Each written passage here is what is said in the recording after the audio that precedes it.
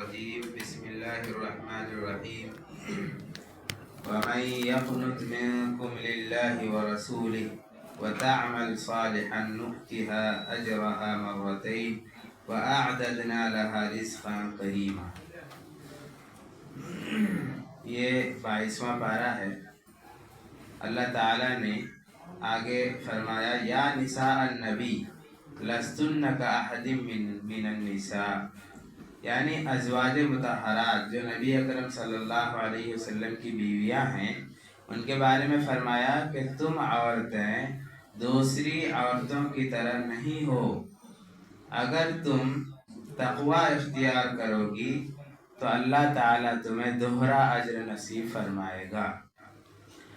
اور ازواج مطہرات کے لیے اللہ تعالیٰ نے 6 ہدایات دی ہیں جو یہاں مذکور ہے. نمبر 1 فرمایا کہ اگر کوئی آپ سے مسئلہ پوچھنے کے لیے آئے تو آپ نزاکت سے بات نہ کریں بلکہ بہتر طریقے پر بات کریں. نزاکت سے بات کریں گی تو جس کے دل میں مرض ہوگا وہ طمع اور لالچ کرنے لگے گا. دوسرا فرمایا کہ اپنے گھروں میں ٹھہری رہو، زیادہ باہر نکلنے کی ضرورت نہیں ہے. ولا تبرجن تبرج الجاہلیت الاولی، اور قدیم اور پرانے جاہلیت والے زمانے کی طرح بناؤ سنگار کر کے باہر نکلا نہ کرو. فرمایا وَأَقِمْنَا الصَّلَاةَ، اور نماز پڑھتی رہو. وَآتِينَا الزَّكَاةَ، زکوٰۃ دیتی رہو. وَأَطِعْنَا اللَّهَ وَرَسُولَهُ، اللہ اور اس کے رسول کی اطاعت کرتی رہو. یہ 6 ہدایات ہیں جو ازواج مطہرات کے لیے ہیں. یہ 6 ہدایات اگرچہ اللہ کے نبی صلی اللہ علیہ وسلم کی بیویوں کے لیے ہے، لیکن یہ آج کی عورتوں کے لیے بھی یہ ہدایات لازم اور ضروری ہے. آگے فرمایا انما یرید اللہ،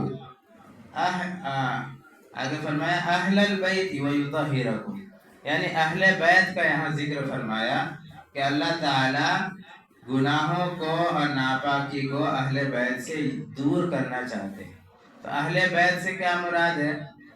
تو اہل سنت والجماعت کا عقیدہ ہے کہ اہل بیت سے مراد سب سے پہلے تو نبی صلی اللہ علیہ وسلم کی بیویاں ہیں، پھر ان کے واسطے سے ان کی اولاد ہے، پھر ان کے واسطے سے ان کے داماد ہیں، اور پھر اولاد در اولاد ہیں. جو یہ کہتے ہیں کہ نبی صلی اللہ علیہ وسلم کی بیویاں اہل بیت میں سے نہیں ہیں وہ غلط کرتے ہیں، کیونکہ اہل بیت یعنی گھر والے، تو گھر والے میں سب سے پہلے بیویاں ہی ہوں گی.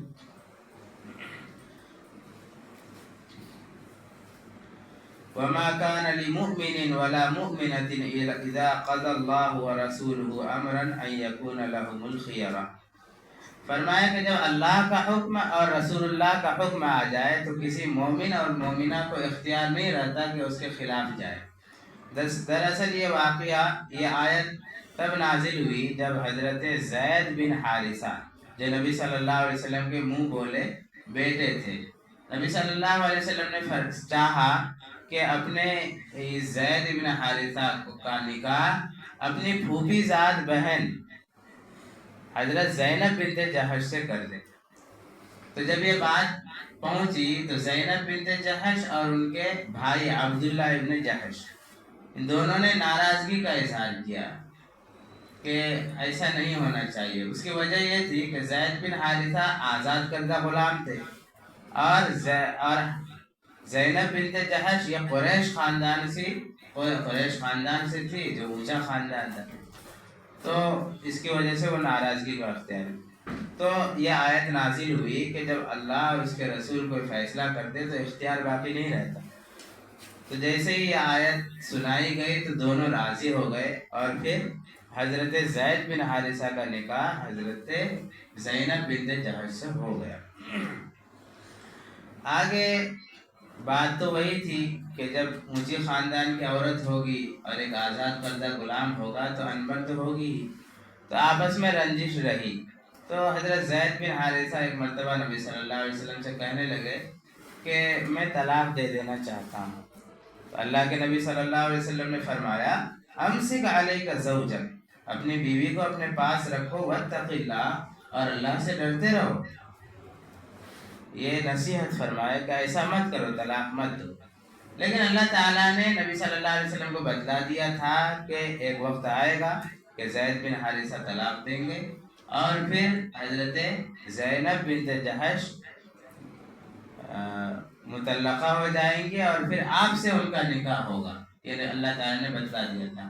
چنانچہ آگے ہے کہ حضرت زینب بنت جہش یہ نبی صلی اللہ علیہ وسلم کی بیوی بنی. تو اللہ کے نبی صلی اللہ علیہ وسلم اس کو چھپائے رکھے تھے کہ ایسا ہونے والا ہے، کیونکہ اس وقت رواج یہ تھا کہ جو منہ بولا بیٹا ہے وہ حقیقی بیٹے کی طرح، اور حقیقی بیٹے کی بیوی سے نکاح کرنا تو کبھی بھی درست نہیں ہے. تو نبی صلی اللہ علیہ وسلم اس بات کو چھپائے رکھتے تھے. اللہ تعالیٰ نے فرمایا وَتُخْفِي فِي نَفْسِكَ مَا اللَّهُ مُبْدِيهِ وَتَخْشَى النَّاسَ. جس کو اللہ تعالیٰ ظاہر کرنا چاہ رہے ہیں آپ اس کو چھپا رہے ہیں، اور لوگوں سے آپ ڈر رہے ہیں. وَاللَّهُ أَحَقُّ أَن تَخْشَىٰ. اللہ تعالیٰ زیادہ حقدار ہے کہ ان سے ڈرا جائے. چنانچہ ایسا ہی ہوا. فَلَمَّا قَضَىٰ زَيْدٌ مِّنْهَا وَطَرًا. جب زید رضی اللہ عنہ نے طلاق دے دیا تو اللہ تعالیٰ نے ان سے حضرت زینب بنت جہش کا نکاح نبی صلی اللہ علیہ وسلم سے فرما دیا. آگے فرماتے ہیں ما کان محمد ابا احد من رجالکم، کہ محمد صلی اللہ علیہ وسلم تم میں سے کسی مرد کے باپ نہیں ہے. یعنی نبی صلی اللہ علیہ وسلم کا کوئی بیٹا جوان نہیں ہوا، بچپن میں ہی انتقال فرما گئے. تو یہ زید بن حارثہ جس کو تم نبی صلی اللہ علیہ وسلم کا بیٹا کہہ رہے ہو، یہ بیٹا نہیں ہے. منہ بولا بیٹا تو پالنے کے لیے صرف نبی صلی اللہ علیہ وسلم پالتے تھے ان کو، یہ ان کے بیٹے حقیقی نہیں ہے. یا ایھا النبی انا احللنا لک ازواجک. یہاں نبی صلی اللہ علیہ وسلم کی 4 خصوصیات بیان کی گئی. پہلی خصوصیت فرمایا احللنا، ہم نے حلال کر دیا آپ کے لیے بیویوں کو، یعنی 4 سے زیادہ آپ نکاح کر سکتے ہیں. چنانچہ نبی صلی اللہ علیہ وسلم کی 11 بیویاں تھیں اور ایک ساتھ میں 9 بیویاں رہی. دوسرا فرمایا وما ملکت یمینک ما آفا اللہ بہ، اما آفا اللہ علیہ، کہ اللہ تعالیٰ نے مال فے کو آپ کے لیے جائز قرار دیا اور اس کے ذریعے سے حاصل ہونے والی باندیاں بھی آپ کے لیے حلال ہے. اور فرمایا وبنات عمک وبنات عماتک وبنات خالک وبنات خالاتک اللتی حاجرن معک، کہ پھوپھی زاد بہن، چچی زاد، پھوپھی زاد بہن اور چچا زاد بہن اور ماموں زاد بہن اور خالہ زاد بہن، یہ بہنیں آپ کے لیے اس وقت حلال ہیں جبکہ وہ ہجرت کر کے آئیں. تو جو یہ آپ کی ایسی بہنیں تو سب کے لیے حلال ہیں، لیکن نبی صلی اللہ علیہ وسلم کے لیے یہ سب بہنیں حلال تھی جبکہ وہ ہجرت کر کے آئیں. جنہوں نے ہجرت نہیں کیا وہ نبی صلی اللہ علیہ وسلم کے حلال نہیں. اور چوتھی خصوصیت بیان فرمائی ان وہبت نفسہا للنبی، کہ جو عورت آپ کو اپنے آپ کو ہبا کر دے، یعنی بطور ہدیہ کے دے دے. یہ کیا مطلب ہے اس کا؟ کہ بغیر مہر کے وہ راضی ہو جائیں اور آپ ان سے پھر نکاح فرما لیں تو بغیر مہر کے آپ کے لیے حلال ہے. باقی اور امتیوں کے لیے بغیر مہر کے کوئی عورت حلال نہیں ہوتی. یہ 4 خصوصیات. یا ایھا الذین آمنوا لا تدخلوا بیوت النبی.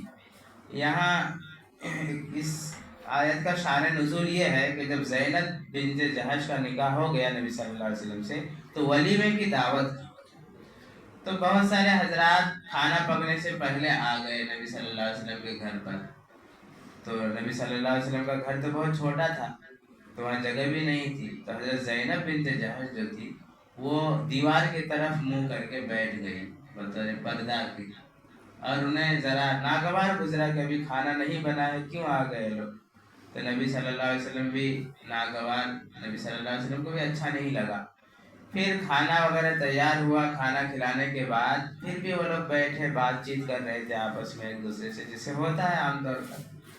تو پھر نبی صلی اللہ علیہ وسلم ناگواری کی وجہ سے باہر تشریف لے گئے. پھر تھوڑی دیر بعد پھر اندر آئے تو ان لوگوں کو ذرا احساس ہوا تو وہ لوگ پھر گئے. تو اللہ تعالیٰ نے قرآن کریم میں آیت نازل فرمائی کہ نبی کے گھر میں داخل نہ ہو الا ان یؤذن لکم الی طعام، مگر جب کہ تمہیں دعوت دی جائے کھانے کے لیے، اور پھر یہ کہ جب کھانا تیار ہو جائے پھر آؤ.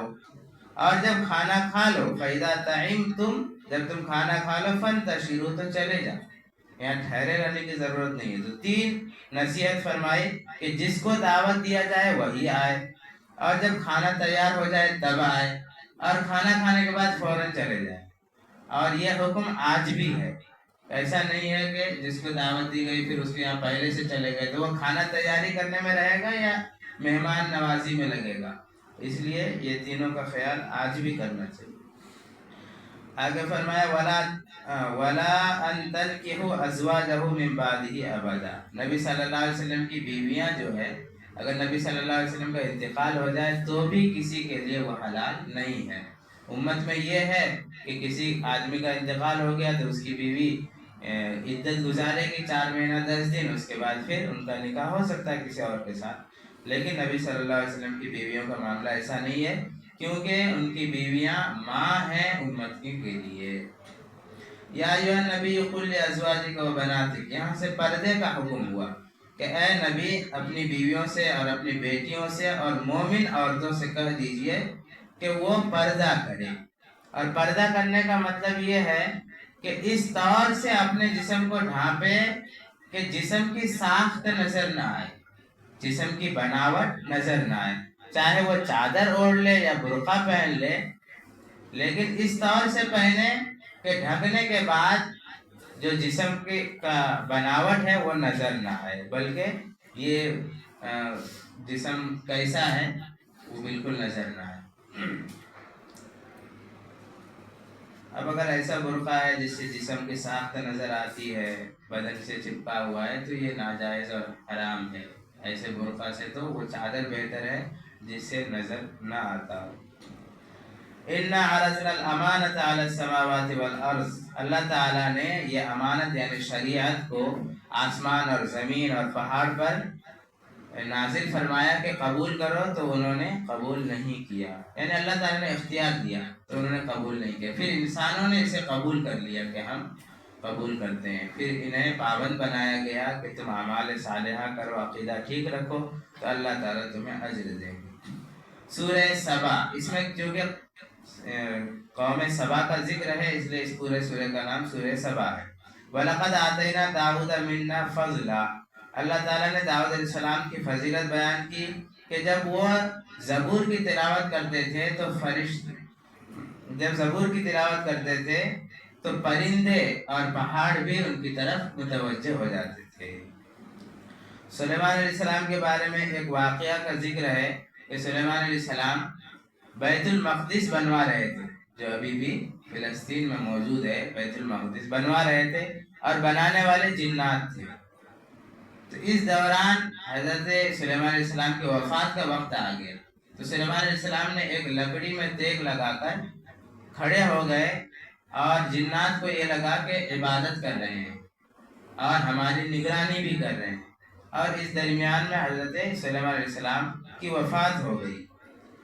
پھر یہ ہوا کہ إِلَّا دَابَّةُ الْأَرْضِ تَأْكُلُ مِنْ سَاتَهُ، یعنی جب کام مکمل ہو گیا بیت المقدس کا پورا بن گیا تو اللہ تعالیٰ نے وہ گھن کی کیڑے لگا دیے اس میں، اور پھر وہ لکڑی آہستہ آہستہ کھا کر کے لکڑی ٹوٹ گئی اور حضرت سلیمان علیہ السلام گر گئے۔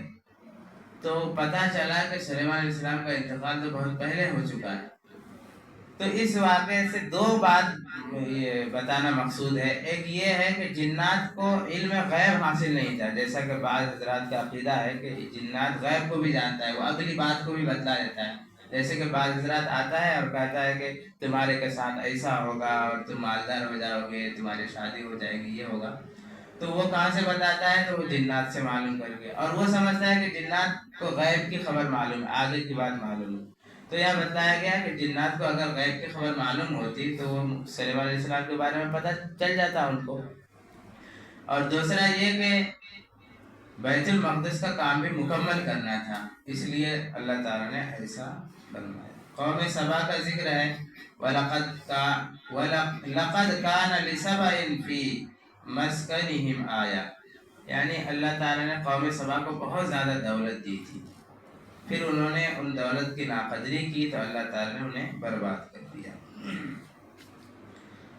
سورہ فاطر، اس میں چونکہ الحمدللہ فاطر السماوات، فاطر کا لفظ آیا ہے، اس لیے اس سورت کا نام سورہ فاطر ہے۔ اس میں یہ بتایا گیا ہے کہ فرشتے اللہ تعالیٰ کے قاصد ہیں۔ اللہ تعالیٰ کوئی پیغام بھیجنا چاہتے ہیں رسولوں کو تو فرشتوں کے ذریعے بھیجتے ہیں، اور فرشتوں کے کسی کے 2 پر ہوتے ہیں، کسی کے 3 پر ہوتے ہیں، اور کسی کے 4 پر ہوتے ہیں۔ اور حضرت جبرائیل علیہ السلام کے بارے میں لکھا ہے کہ ان کے 600 پر ہیں۔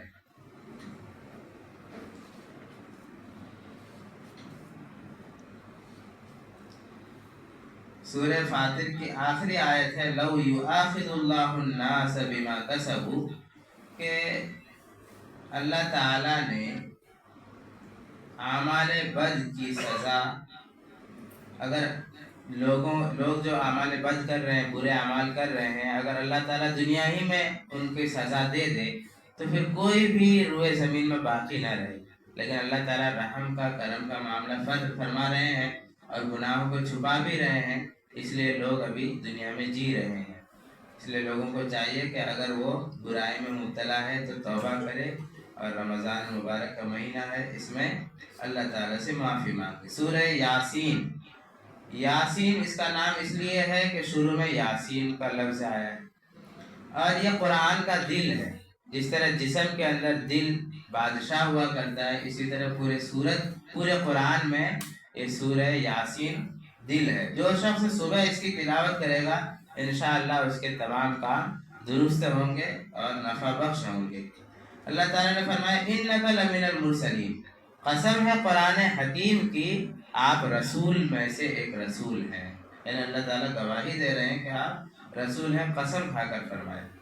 آگے 3 رسولوں کا ذکر ہے کہ ایک رسول آیا اور لوگوں کو سمجھانے لگا تو لوگوں نے اس کا انکار کیا۔ پھر دوسرا رسول آیا اور انہوں نے کہا کہ یہ بھی رسول ہے اور میں بھی رسول ہوں اللہ کی جانب سے، اور ایمان لاؤ اللہ پر اور کفر شرک چھوڑ دو۔ ان دونوں کا بھی انکار کر دیا تو اللہ تعالیٰ نے تیسرے کو بھیجا،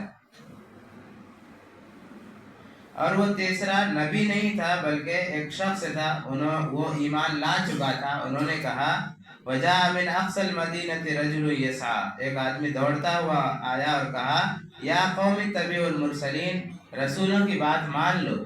لیکن ان لوگوں نے نہیں مانا، اور اللہ تعالیٰ نے ان سب پر عذاب نازل فرما دیا۔ نہیں ہوا یہ کہ وہ شخص جو کہا کہ رسولوں کی بات مان لو، تو ان لوگوں نے اس شخص کو قتل کر دی، وہ شہید ہو گئے۔